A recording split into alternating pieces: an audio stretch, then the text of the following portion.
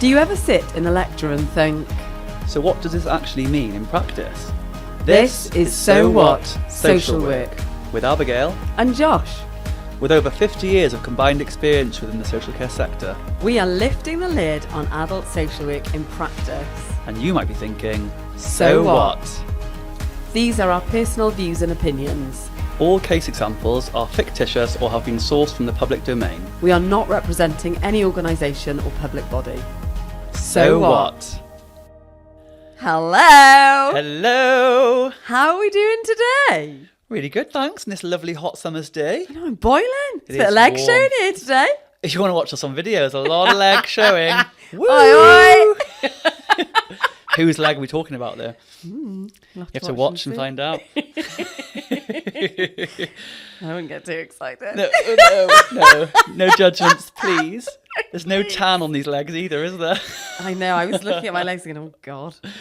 We haven't been on holiday. We haven't been on holiday. Yeah, that's what we need to do. We're going to sort that out later. Yeah, I'm excited. In fact, I've got some M&S white chocolate cookies for us to deliberate. White chocolate? I'm not a massive fan of white chocolate. Well, it was that or the granola ones. That's all they I had. like granola over just- white chocolate. Oh. But I'll try them. They're M&S, darling. I've also got pistachio cream you could dip them into. Oh, now we're talking.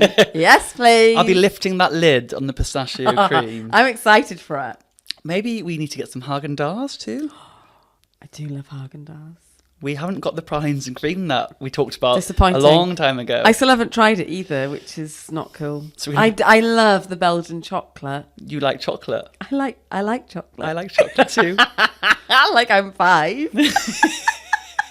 Like we're asking permission. So ridiculous.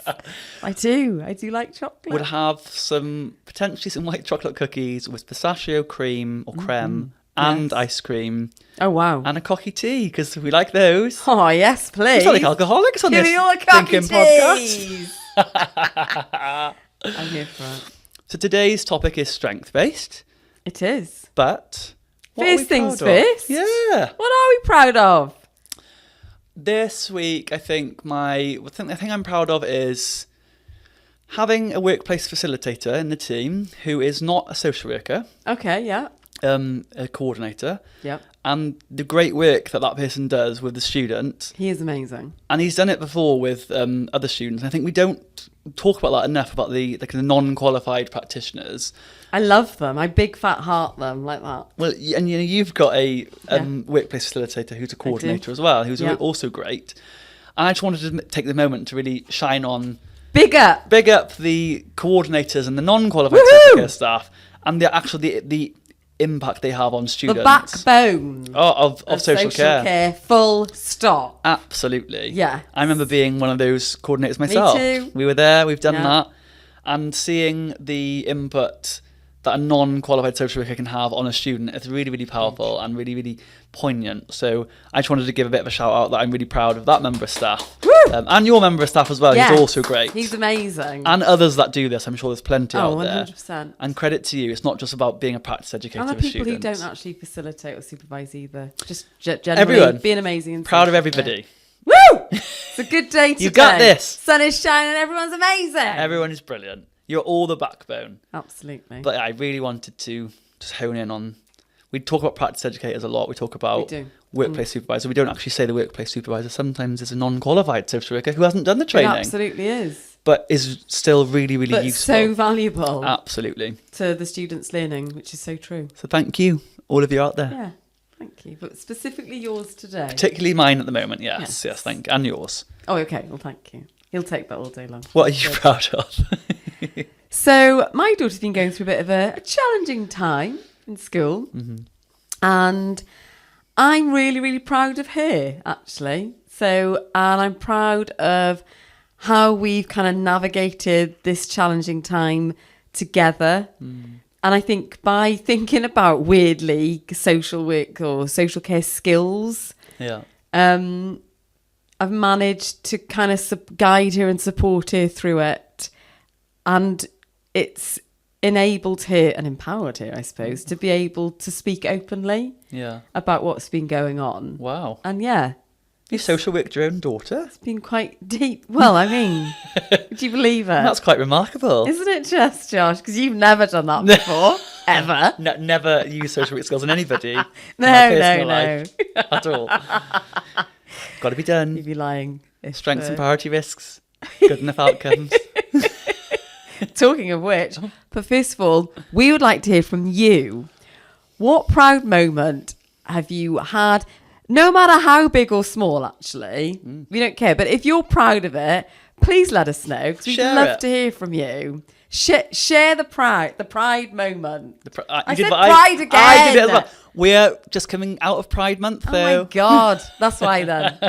All about the Pride Month. We love Pride. We're going to Gran Canaria Winter Pride. Woohoo! in November. I am so excited. I need to get more outfits, actually. We need to get more colourful outfits. Yeah. But no, please do share. Email us on sowhatsocialwork@gmail.com. Excellent. Comment or comment on our social media accounts. Message us. We're everywhere. Messenger, Facebook, Yeah. TikTok, Instagram, We're here, LinkedIn, we're there. all of it. You can't miss us. You'll hear us laughing somewhere. Your pride or proud moment of the week or of the month, if you like. Just send it to Yeah, us. We that's want good. to hear the positives and see it going on out the Well, world. every night you go to bed, you should say, what are 3 good things that have happened today, no matter how big or small? Love that. Yeah, it's true. Keep Thank you. positive mindset to go to sleep with. Yeah, I like that. Yeah. Great. Well, we're going to start with strength-based today. We are indeed. We have talked a little bit about this in a few episodes, and I think it will weave itself into a lot of our talks. Oh, and it's topics. massive in social care, isn't it? And it's fundamentally at the core of how we practice generally. In Wales, particularly, I'd say, generally, it's Based encouraged. around the Social Services and Wellbeing Act 2014. Oh, Well, just little thought I'd plug throw with the year and in there. everything. Yeah, well, super. required. Yeah, aka SUBA. So I've got the description of what is strength-based practice from Social Care Wales' website. Oh, check you out. I will read this out to our audience. Important to know. A helpful foundation. Absolutely. Strength-based practice is a way of working where we explore, in a collaborative way, someone's strengths, abilities and their circumstances, rather than focusing on what they can't do. Working together, we develop a shared understanding of what matters and what needs to happen to help the person live the best life possible, focusing on their overall well-being. To do this, we agree goals, which are called personal outcomes. We use these to make a plan, which builds on what the person can do, their family, friends and community networks. We also talk about what we're worried about, risks, and work together to make sure the plan helps us manage any ups and downs, keeping everyone safe where possible. Anyone can use a strength-based approach at any time to support children or adults. That's right. Well done. Little overview there of strengths-based. Fantastic. There's a few little nuggets there then, isn't there? There are a few little nuggets. I wrote some notes down, You which have? are probably very, very similar to yours, actually. So I'm just going to have a little look here now. Oh, something's come up on my... Oh. Yeah, this isn't cool. I don't know, I've lost it. Oh, you've lost it. Oh, that's fine. Hold on. All tabs. Where I got that the Oh, description it's from actually was in my Social photo. Care Wales. It's in my photo. So when we're talking about... So when we talk about the Social Services and Wellbeing Act, that is the overview, the framework that social services, social care work to, isn't it? Yeah. And then obviously, doing the jobs we do, there's lots of assessments, isn't there? Mm-hmm. And it's how can you incorporate strengths-based into your assessment and into the questions, into the conversations. And when we think about assessment, we think formal, don't we? We do, generally. And actually, it can be quite scary Yeah. for someone going, "Oh God, I've got a social worker come in. This is a nightmare. Yeah. They're gonna ask me things. It's like an interview, which is hell." Where actually, you should be going in and maybe being a bit more conversational. Absolutely, collaborative. to try and relax and just weave the questions that you need to know for the assessment into those conversations. And I think that's where it begins, doesn't it? Making it quite human. Strengths-based, yeah. Yeah. And then you're going to try and focus with that person, focusing on maybe a good day. Because we're looking at the strengths of the person, aren't we? Which is really important. And like maybe their coping mechanisms or strategies that they're using to get through their day to day. Yeah. And then through that, then you'll find out what's challenging. So rather than focusing on what They can't do. yes, What's not going so well. that's right. what they're worried about, those kind of things. What's that little saying you've always got? Not what's wrong, what's strong. Start with what's strong, not what's wrong. Oh, okay. Which I didn't coin. I think that came from Pembrokeshire Association of Voluntary Services. Okay. Well, it's a good shared one, it with isn't me, and it's really, really good. Really makes sense. It just kind of encapsulates strength-based, doesn't it? Yeah. The approach. Which is really good. And then you identify the gaps then through those conversations. And like I just said, what are they doing independently? What are the unmet needs that might need some intervention then, isn't it? Yeah. Through those conversations. And then through the strengths-based, you're going to think about the priority risks. Yeah. And then collaboratively, you work together with the person then to take a positive co-produced approach. An outcome? To the risk, yeah. Oh, okay. And evaluate whether taking a risk promotes autonomy and well-being, and always choose the least restrictive measure to manage that risk. Brilliant, okay. Yeah. It's we talk about the 4-box window sometimes with this approach, don't we? Which is to explain what that means to people. It's kind of a journey. It's called something else as Decisional well. balance sheet, I think, yeah. Yeah. Or tool. Yeah, okay. And I don't know why I said sheet. Sheet. Doesn't have to be a sheet It could be a sheet. If you want to put it in a sheet. It could be in your your brain. Could be in any format you like. I think I was thinking it in practical terms. Yes, you will, yeah. But that says the good things about making a change, the not so good things about making a change, the good things about staying the same, not so good things about staying the same. I've done that back to front. But generally, that's what the four kind of boxes are. And when you're just thinking about the conversational aspect you're saying, you can use that to help frame a conversation about strengths. Yeah. It does focus a little bit about what's not so good, but it's not so good, not what's bad. Yes. And I'm also a believer in, like you said, making it a bit more human, a bit more normal. So rather than saying making the change or staying the same, call that what it is. Yeah. So if the change you're talking about is an adult going into a residential placement, for example, call the change going into a care home. Yes. Staying the same is staying in your own home. Yeah.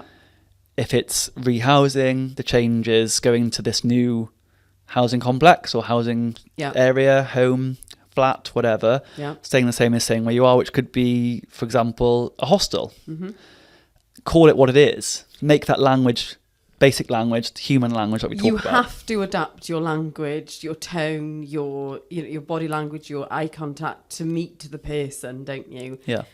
Otherwise, social care is very convoluted. It's full of acronyms. Oh, yeah. It's full of very long words. Sometimes I get confused Lots myself. of jargon. So much.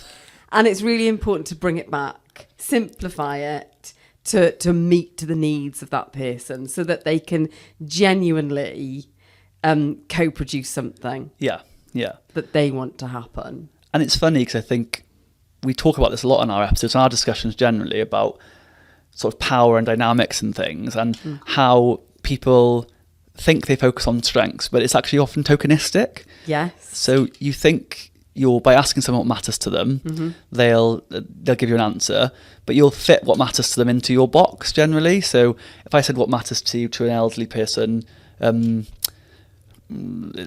who's in hospital, for example, they might say going home is what matters to me. Okay. And I might then say, okay, so what matters is going home. So they now need X, Y, and Z to get them home. I've fit what matters to them in a very tokenistic way into an example that fits my role.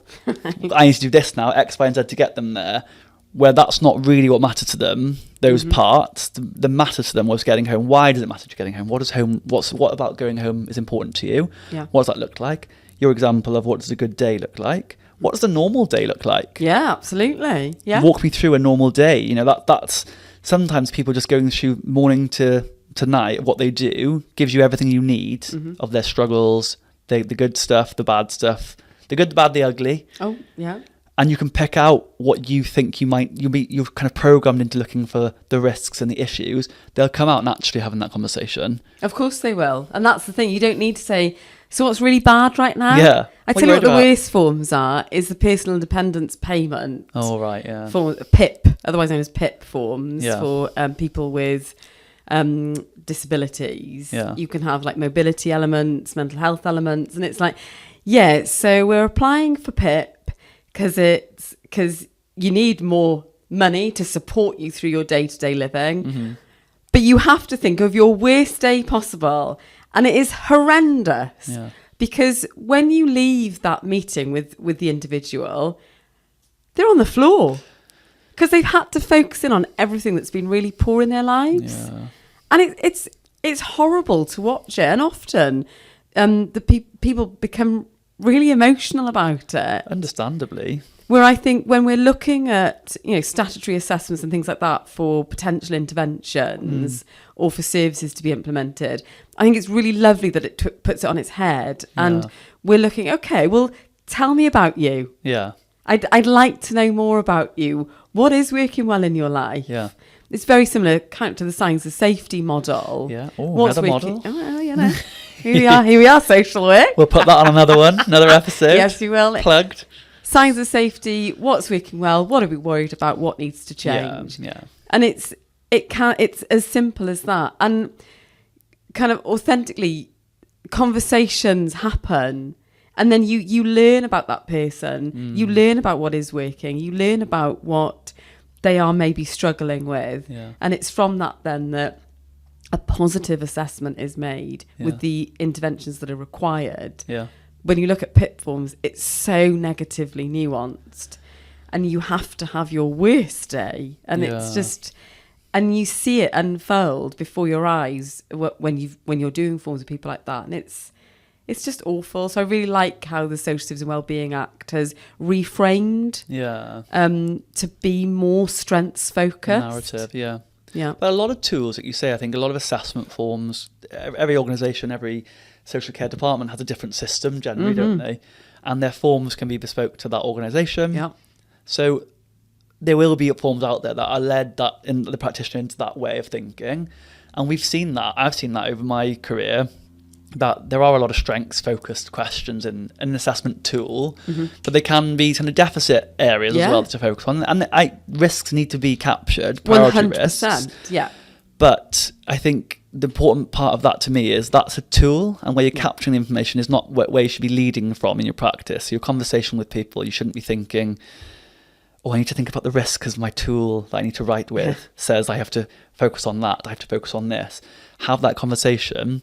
If someone naturally is going into a lot of deficits and their struggles, because adult social work, my experience has been often elderly people, they see you as a gateway to a service. Yes. They often have been told social work is coming to get you a care package.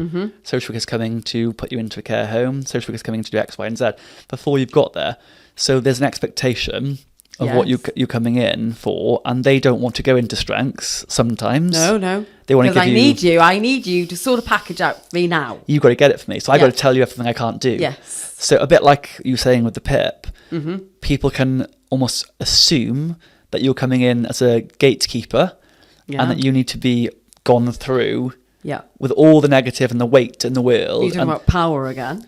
And it can be quite fascinating when you could, okay, I've heard what you're saying. You're really worried about this. You're really worried about that. But what is working well for you? What's going good? People can, nothing. We need that holistic overview, don't we? So what's going on in all of the aspects of your life. Yeah. And sometimes, because people will just say, if you say it that blatantly, what's going well for you? They'll, nothing. Yeah.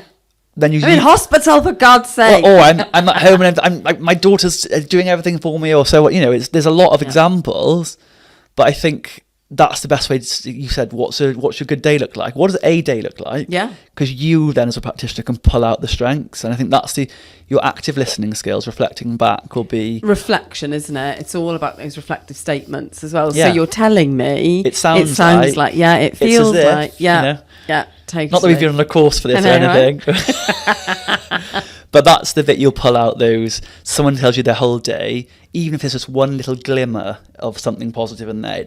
I love a glimmer. Trying to pull that out. Yeah. And then you can change the narrative. I was just going to say, it changes the narrative. It changes the mindset of the person. They're like, oh yeah, actually life isn't all doom and gloom. And it's like, we totally get that you might need some services in place, but actually there are elements of your life that are working well. Yeah. And that, you've got family, as simple as your daughter is on the phone. Yeah. It's something so simple. But they won't see that because, like you say, the expectation is I've got a social worker coming and I need services. I need something in place.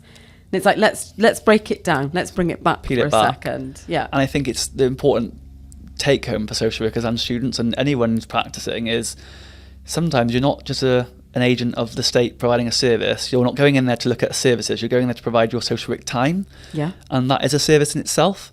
And pulling out some strengths and empowering someone to you might have just made their whole day a lot better. Yeah. What a great social work intervention that was. Fantastic. Regardless of what services came out of it that you were a gateway to, they'll come out naturally. Yeah. But you've actually given someone a focus on, you actually can do some things really well. Whether you don't see it or not, you can. And that's my view of strengths-based approach and focus. Yeah.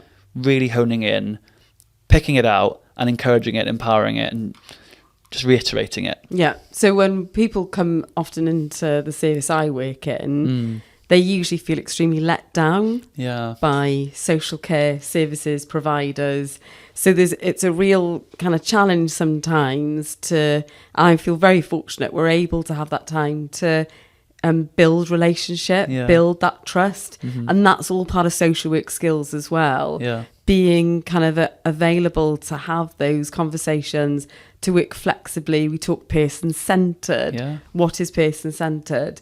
And part of that is working around the person. For instance, if they've got alcohol issues, they're extremely intoxicated by 12 o'clock. Well then, okay, we'll go and visit you at 9. Yeah. Oh, that works. Wait, you'll come and visit me at 9 because that's what you, Gav? I know, right? That's me. That's me all day long. And and finding the strengths in that. Okay, you're really, really intoxicated all afternoon. Yeah. But we know that you're sober in the morning. Yeah. And I need to do an assessment. We need to look at what's going on in your life and how we may be able to support you. And this is how we can do it. Yeah. And it's those simple little things that make the world a difference. And then you build that trust with that person. And rapport. Yeah. Because some people would look at that and say, in that example, oh, well, he needs to stop drinking, they need to stop drinking, and until they do that, we can't do this. But it's little things that it doesn't take a brain scientist to work that out, does it? We'll come when you haven't had a drink, so you don't start drinking until this time, we'll come at that time. Yeah, exactly. Great. And then all of a sudden, they're like, oh, okay, this social worker, this coordinator, the support worker actually gives a crap about me. Making the effort. So then they'll engage more. Yeah. Not always. No. But, they will engage more. And then all of a sudden it's like, well, actually, should we do this? Should we go and do that? Yeah. And then they're sober at 12 o'clock, which is fantastic. It's brilliant. It's massive change. So it's those little nuances, I think, within social care that you're like, all right, okay, we can work with people and look at their strengths and build on it. Couldn't agree more. A cynic may say that you're in denial of some service users' actual problems. What would be your response to that? And the fact that they don't have strengths on a 360 scale and they do have actual difficulties, similar to the example you've just given there. What would be your response to those thinking, oh, you're just ignoring the difficulties they have? I think it's really important not to ignore that. And I think as a person in social care, you need to address that issue. But I think you can't expect someone who may have been drinking, for example, for 20 years to just stop.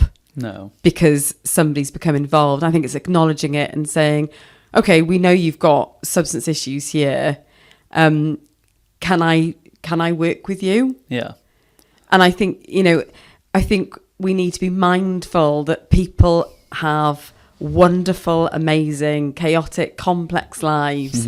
Then they may have suffered huge trauma in the past. Yeah. And, why are they in that position that they're in right now? Yeah. The question why is really important because, wouldn't we all love to live in a world that is wonderful and perfect? Rainbows and people everywhere. I'd love that.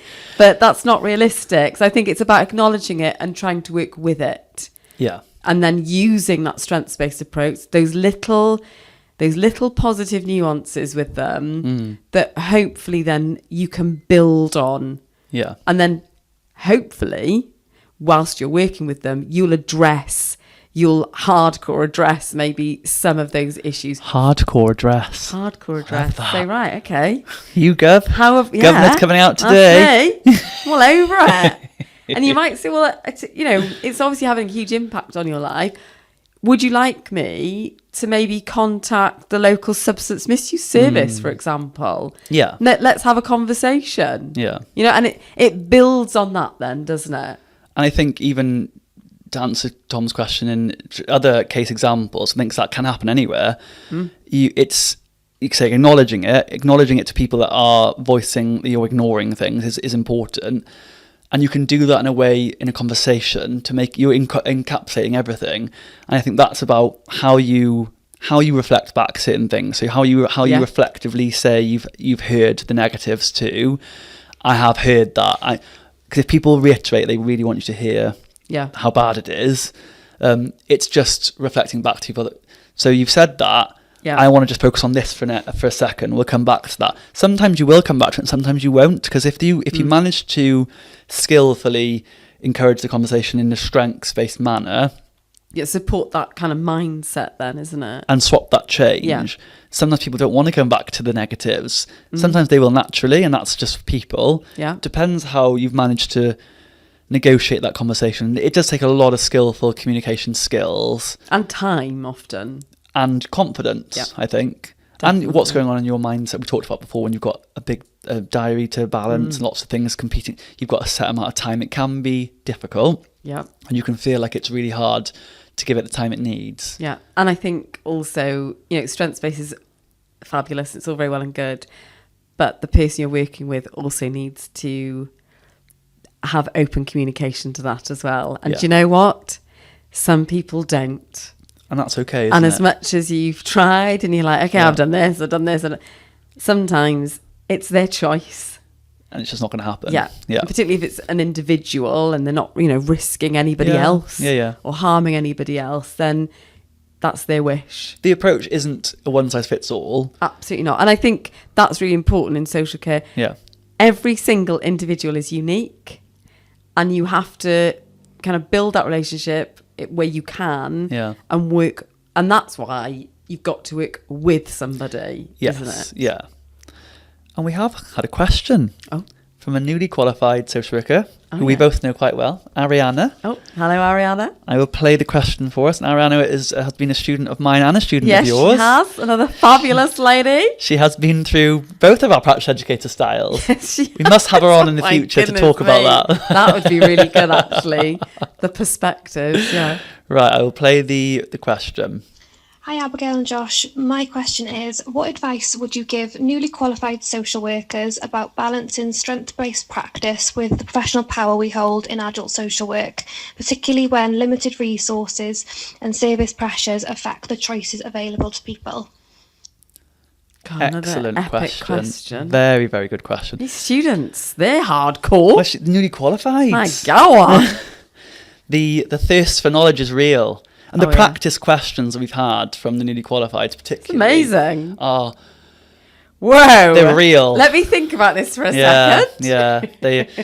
I think it's a really good question. Obviously, I know where Ariana works. I won't share that on this setting. Yeah. But I'll take that away from. I'm just trying to make this a bit more generic, the answer for how she's portrayed that question. Yeah. I think... Go on. No, go on. Well, it comes back to, in the previous episode, we spoke about reflective sessions, didn't we? We did. And reflective sessions, I think, would be helpful. And I'm interested to hear your perspective on it as well. But I think what would assist is the reflective session, where, again, you've got lots of maybe conflicting policies, agendas, tight resources. Yeah. And it's like, well, I don't want to spend that. Well, it's not coming out of my pot. That's not coming out of my pot.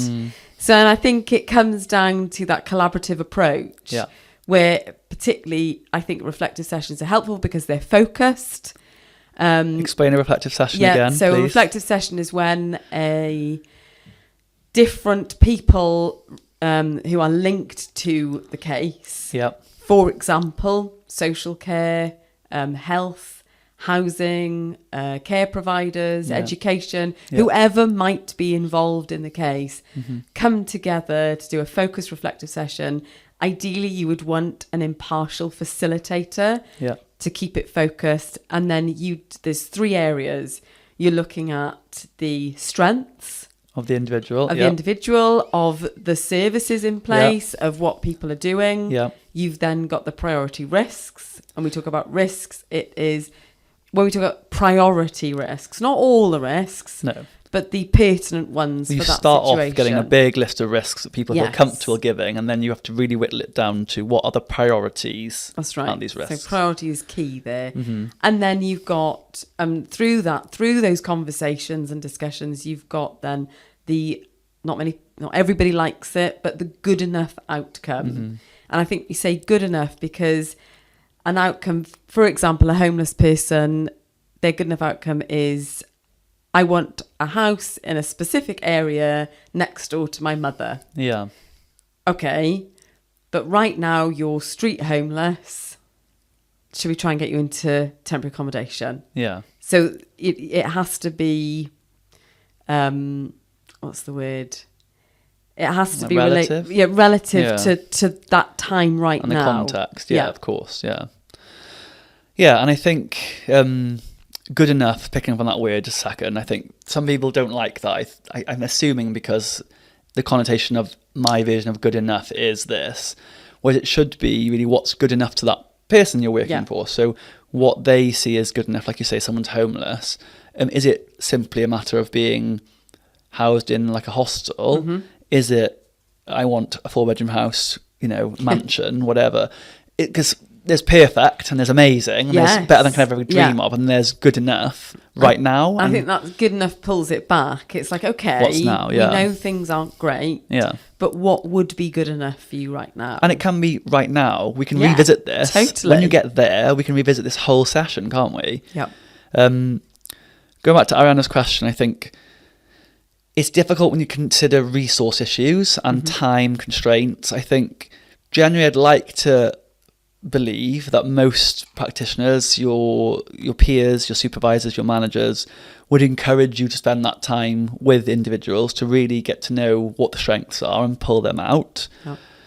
I think if you're in a position that that's not the case, I'd be asking that question of your supervisor and manager and system, really. Why aren't we focusing on the strength base, which is very much an initiative, Social Care Wales, it's in the SUBRA, like you said, it's everywhere, and it's something we should be really encouraging. Yep.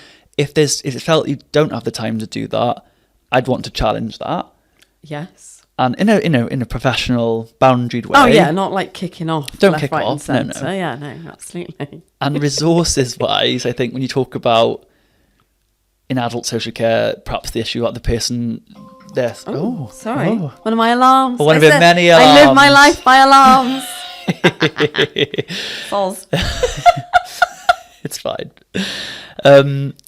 Resources. Resources. So I think if you're thinking about we can't get this particular service that this person wants, which is what meets their well-being outcome or personal outcome or strengths-based outcome they've said. I suppose that's about being realistic with people as well, isn't it? And you've got to know what is actually achievable. You can't. You don't want to lead someone down a garden path and it's it wrong. comes back to being open and honest. Transparency. doesn't it? Yeah, it really, really does. Yeah. These are the options. Yeah. What's good enough? Yeah. And how can we work maybe to challenge system thinking? Yeah. To make it better for the individual. We spoke in the last episode about, people are, certainly in the 5-6 years that we've been practicing as social workers, the complexities of individuals, are more complex than they ever were.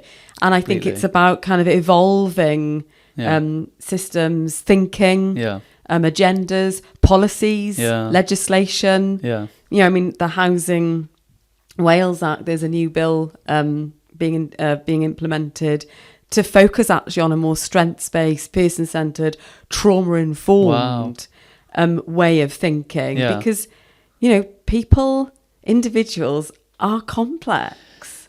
Just humans are. Yeah. We're human human. experience. That's right. Is the what? It's the human experience. That's it is. It just is what it is, isn't it? No, but I think, going back to that question again, I think resources, you can't lead people down the garden path. You've got to be honest. I think if you feel that you can't have strengths-based conversations with people because of the resource restraints or system restraints, I think that's really important that you are open and honest about what those look like for you with your supervisors, managers. And I think that's how you challenge that and open that communication into how can we do things differently. Everyone will want to do things differently. And everyone will want to encourage that strengths focus with the person. You will get more meaningful work and social care intervention from spending extra time looking at someone's strengths, going through a full reflective session cycle for a couple of hours than you would just doing practice on a autopilot mode where I need to fit all these boxes, I need to get through my list, I need to get through the pressures. That is just going to, I personally, this is my view, I think that just means people come back through the door a lot quicker because you haven't really been able to hone in on what matters, really. The heart of the matter. That's right. And I think it's important to note that, some people aren't able to articulate themselves as well as maybe they'd like to. People with additional needs, for example. And I think to support them through any of these processes that we've spoken about, I think advocacy is really, really important as well, so that the person, we're professionals, we're involved with that person and maybe their assessment, care planning, forward planning. But I think, they also need to be heard. And that's where I think you need to be asking that person, would you like an advocate? So that your voice is being heard amongst, meetings and lots of noise in between. Because it can be difficult being a social worker and being a social worker is advocating, but you do need that independent voice because you're not independent ultimately. You are working for an organisation. Exactly. You've got a phrase I've heard from somebody else. You've got skin in the game. And you've got to think about that as well. I don't own that phrase, but I've heard it a few times and I love it. Never heard that one. Oh yeah, skin in the game. That sounds hardcore. You have, as it is a social worker, you've got skin in the game, and you can't. I can't say it anymore, can I? 5 times. Wow. Skin in the game.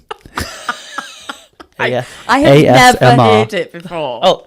Until today. Your mind is blown. Oh my god, yeah, it is. I'm not sure I like it.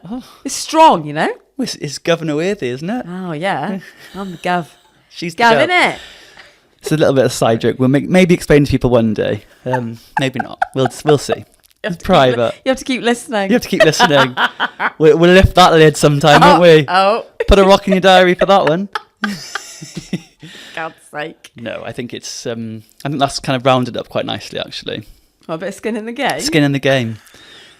Think, not just that phrase. But thinking about the advocacy. Have we answered, Producer Tom? Have we answered Ariana's question? I think so. The main difficulty, it's well documented, local authorities across the board having to slash budgets, which is going to impact the ability of an individual social worker, coordinator, whatever, to actually deliver the service user to where they actually need to go next. So you can look at all the strengths in the whole wide world, but if you can't send that person to the right next person because they simply don't exist anymore, then you are going to feel as a social worker, as an individual, like your strengths are now being diminished.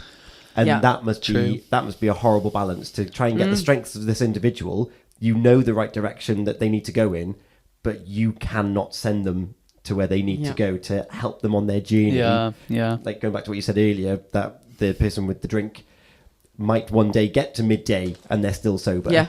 But if you haven't got the resources or the link worker to get to that point, you know the direction, you can see that trajectory, and then you get a roadblock because of the resources don't exist. And that's a really hard place to find yourself, is in the middle of all of that. Plus, going back to previous episodes, when you're working with other statutory, non-statutory bodies and their own limitations. And that's the thing, everybody does, don't they? So you might have the referral in place, but now there's a 12-month waiting list. Don't we know it? Yeah, absolutely. But I do agree with all that. And I think you can still, if you're faced with that position, you could then try and still pull out some strengths, which is really difficult. And if Totally, yeah. it's how you reframe that. So if you know there was a service that I think it comes back down to honesty again. absolutely again, because Yeah. if you knew there was a service that used to be there or is now being cut that would get someone from A to B or A to Z, should we say, it's no longer there. What is the difference? There should be something else out there that you to help enable people to get to where they need to be. If it's a statutory need, there should be. If it's a non-statutory need, I suppose it's a bit different.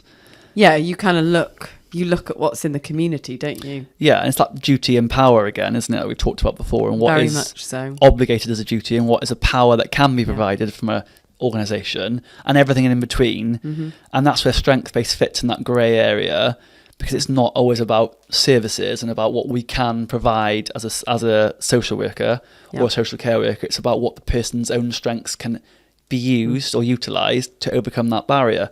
And seeing the person holistically, isn't it? Yeah. And it's using their networks, isn't it? Using their family, friends, any community networks there are out there. It's very much linking in with community services, non-statutory services, and that's Tom is absolutely right. There's definitely a push more towards that in social care and social work more now. Preventative measures where possible, isn't it? It's all about the Social Wellbeing Act is all about preventative first, isn't it? Yeah. Rather than getting to that crisis point. Yeah, and thinking about cost savings and things, which is everywhere. It's absolutely everywhere. How you have to think a bit more creatively, which does take more time, which then goes against where Ariana's question altogether. It's time constraints. There's resource constraints. It's hard. It's really hard out there. There's no easy way around it, is there? But it's how you work together, isn't it? Honest, open communication and working together with the person and the services around you as well. And I think that's our so what there, actually. We've do you know what? Yeah, I think we did it without even saying what. Without saying what's the so what. That was so what. That was the so what. But we welcome any feedback on that, and if anyone's got any we'd love some feedback. And opinions. Yeah, because I think there'll be a lot of different views and opinions on that, particularly like what Tom's question was, what Ariana's question was. Yeah. There'll be lots of different views on this, so do get in touch at socialwork at gmail.com. Woo! Hey, she did it! Thank you. Or our socials: TikTok, Instagram, Facebook. And LinkedIn. Oh, I almost got LinkedIn. Oh my God. Get in touch. Leave a what message. social work? So what social work? Get in touch. Leave us a message. Write a comment. We will get back to as many people as we can. If not everyone, hopefully everybody. Yeah. Abigail's going to get back to everybody. Yeah, I can do that. We will try. And then join us next time when we talk about the Code of Professional Practice, which is coming to force from the 1st of July, the new one, hasn't it? 1st of July, that's come in. Yes, it is. Very exciting. Cool. Thank you. Thank you, everybody. Thank you so much for listening. If you found this useful, or if you know someone who might find this useful, please share. If you have any questions or feedback, get in touch via email, sowhatsocialwork@gmail.com. Be sure to follow us on social media. Search So What Social Work with Abigail and Josh. Put a rock in that diary to catch us next time. Don't forget to like and subscribe.